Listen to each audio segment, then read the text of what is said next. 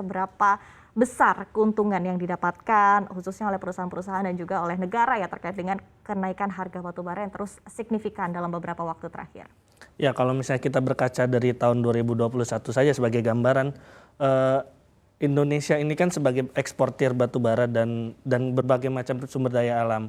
Nah, sebagai eksportir terbesar ini, kalau dilihat secara volume malah ekspornya itu tidak bertumbuh pesat. Namun di sisi lain nilai ekspornya tinggi. Artinya apa? Artinya pendorong nilai ekspor Indonesia itu dari harga batubara yang naik tinggi juga. Nah, khusus 2022 tentu saja harga batubara kemarin hingga di atas 300 bahkan di atas 400 US dollar per ton.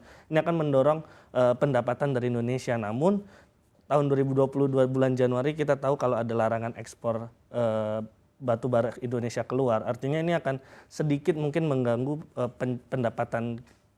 kinerja pendapatan Indonesia di tahun 2022. Oke, kalau kita berbicara dari segi waktunya terlebih dahulu ya Mas Robert, ini kan banyak pelaku usaha dari komoditas batubara sendiri mengatakan ya bahwa di kuartal pertama ini belum terlalu terasa begitu ya untuk kenaikan harga batubara ini terhadap pendapatan ataupun juga kinerja dari perusahaan. Tapi kalau dari tim riset CNBC Indonesia melihatnya kira-kira sebetulnya terasa kapan sih begitu untuk pendapatan yang signifikan ini akan terasa ke emiten-emiten maupun juga ke negara?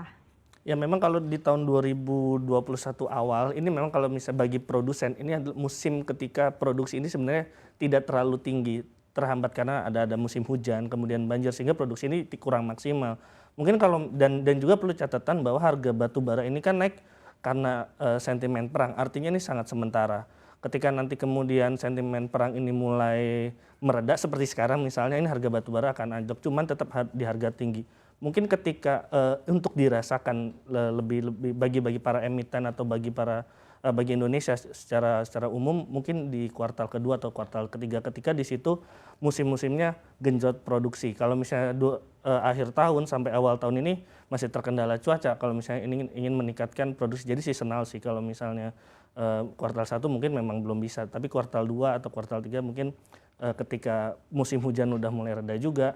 Nah ini bisa nih para perusahaan kemudian mengenjot produksi dan di situ mungkin akan lebih terasa. Oke, nah ini tapi kita akan berbicara kira-kira untung atau buntung begitu ya kenaikan harga komoditas yang luar biasa signifikan dalam beberapa waktu terakhir. Kalau Anda sendiri melihatnya seperti apa sih? Apakah memang kenaikan harga-harga komoditas termasuk harga batubara di dalamnya ini juga bisa menutupi atau bahkan lebih besar ya ketimbang kenaikan harga-harga komoditas impor kita seperti misal komoditas pangan yang juga naiknya lumayan signifikan. Seperti apa Anda melihatnya kira-kira? Ya kalau dari komoditas kita selain batubara ada CPO itu dua komoditas yang menopang pendapatan Indonesia. Porsi ekspornya itu sampai 30%. Memang di sisi lain harga minyak naik. Ini bisa berdampak pada impor yang naik juga, terutama dari impor barang-barang dari China. Karena China kan sebagai konsumen terbesar minyak di dunia, dia pun sebagai negara, kita ini sebagai negara yang membeli barang juga paling banyak dari China. Jadi ini akan terpengaruh dari impornya. Namun kalau secara hitung-hitungan dari analis sendiri mungkin kita masih bisa mempertahankan surplus di atas 20 sampai 30 miliar US dollar. Artinya harga minyak yang tinggi dan naik mungkin memberikan beban terhadap biaya-biaya barang. Namun di sisi lain masih bisa ditutupi. Bahkan sampai surplus.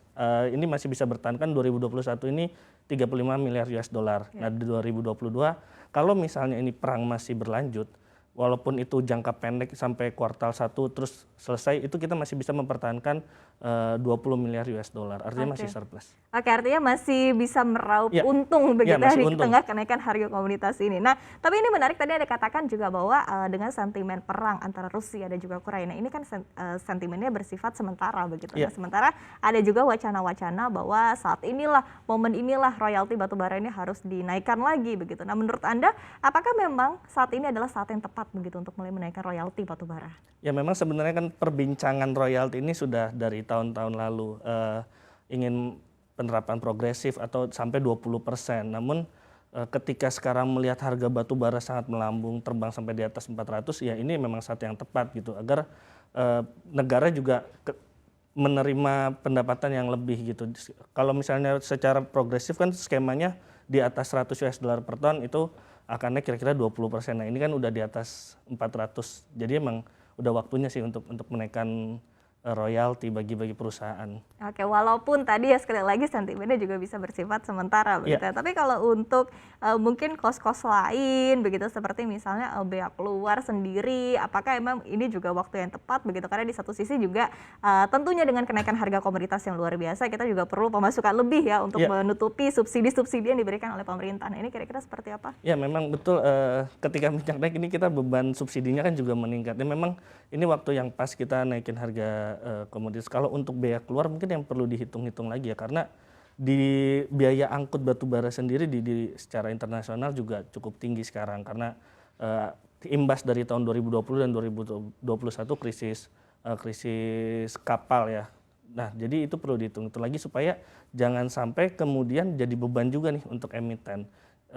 Udah kena royalti progresif, artinya sudah meningkat dibanding royalti yang sebelumnya, ditambah nanti biaya keluar plus ada PPN juga kan. Iya, Nah, betul. ini yang harus dihitung, dikalkulasi lebih hati-hati sih, terutama untuk biaya ekspor. Kalau dari royalti dari para emiten sendiri, para perusahaan, para produsen sebenarnya sudah oke lah, mereka menyanggupi gitu. Cuman kalau misalnya ada biaya-biaya lagi yang bertambah, mungkin itu akan memberatkan dari sisi produsen ya. Itu yang perlu didiskusikan lagi. Oke, berarti dengan kata lain mungkin bisa dirangkum begitu ya Mas Robert, ini kira-kira artinya strategi-strategi yang perlu dilakukan oleh pemerintah begitu di satu sisi bisa memanfaatkan momentum kenaikan harga komoditas untuk pemasukan negara sebesar-besarnya, tapi di sisi lain juga tidak memberatkan para pelaku usaha. Ini kira-kira seperti apa?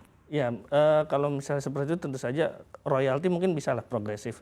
Oke, tapi untuk izin untuk biaya keluar mungkin itu yang mungkin ada sedikit stimulus misalnya untuk para ini agar toh mereka juga jualan pendapatannya masuk lagi ke negara agar dipermudah juga, dan izin-izin mengenai DMO misalnya itu lebih dipercepat lagi agar tidak kemudian menjadi halangan bagi perusahaan yang ingin mengekspor batu baranya, karena kan aturan terkait kemarin sekarang lebih tegas ya.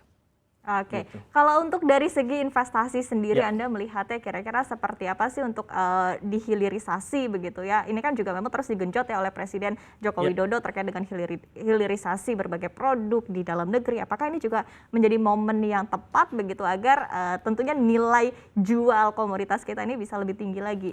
Kalau untuk investasi mungkin memang ketika harga komoditas ini tinggi sebenarnya menggiurkan ya. Cuman kalau investasi ini kan untuk jangka panjang. Dan kayaknya iklim investasi Indonesia ini udah mulai bergeser dari fosil ke EBT ya. Jadi mungkin kalau misalnya untuk investasi ya kalau mau genjot mending ke EBT sih. Karena untuk jangka panjang EBT yang lebih dipakai. Untuk sekarang mungkin pemerintah bisa lewat kebijakan-kebijakan yang meringankan. Tapi kalau untuk investasi mungkin secara umum, kita bicara secara umum, itu trennya udah mulai menurun untuk investasi di fosil. Nah ini yang sebenarnya bisa jadi perhatian. Mungkin untuk menariknya mungkin rada susah dibanding untuk EBT proyek-proyek smelter logam-logam. Oke, gitu. tapi